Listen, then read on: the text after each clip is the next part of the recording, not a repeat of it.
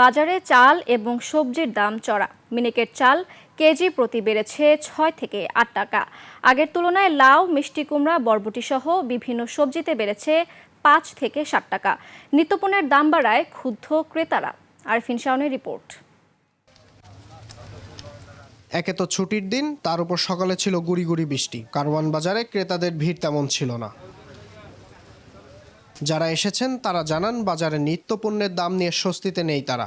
আমরা যারা সাধারণ ভোক্তা তাদের একটু সমস্যা হচ্ছে বাজার করতে আর কি। ঈদের পর থেকে হুড়মুড়িয়ে বাড়ছে চালের দাম। মিনিকেট প্রতি কেজি চাল কিনতে গুনতে হচ্ছে অতিরিক্ত ৬ থেকে ৮ টাকা। ভালো মিনিকেট প্রতি কেজি ৮০ টাকা দরে বিক্রি হচ্ছে। এদিকে মোটা চাল কিনতে খরচ হচ্ছে কেজি প্রতি ৬০ থেকে ৬৫ টাকা।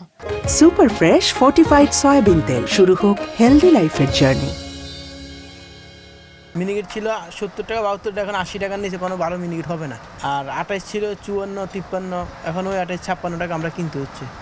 তার মানে ৫৮ ৬০ টাকা আমরা খুচরা বিক্রি করি, পাইকারি ৫৮ টাকা। বেড়েছে চা পাতা, গুঁড়া দুধ সহ টিস্যুর দাম। পাউডার দুধ, চা পাতা, সস, এগুলো অতিরিক্ত দাম বাড়ছে। যে আপনার ১ কেজি দুধ ছিল ৭৫০ টাকা, ৮০০ টাকা, এখন ৯০০ টাকা। যে চা পাতা ছিল ৩৬০ টাকা কেজি, এখন ৪০০ টাকা কেজি। বাজার ঘুরে দেখা যায় সবজির বাজারও চড়া। প্রতিটি সবজির কেজি প্রতি দাম বেড়েছে ৫ থেকে ৭ টাকা। লাউ, কচুরলতি, বরবটি, মিষ্টি কুমড়া বিক্রি হচ্ছে বাড়তি দামে। বরবটি আজকে ৬০ টাকা ৭০ টাকা, লাউ ৫০ টাকা ৬০ টাকা লাউ বিক্রি করে। মিষ্টি কুমড়া ২.৫ কেজি সাইজের ৫০ ৬০। কলা আজকে ৩০ টাকা আলি বেশি। কারকল কিনছি আমি গত সপ্তাহে ৩০ টাকা, আজকে ৬০ টাকা।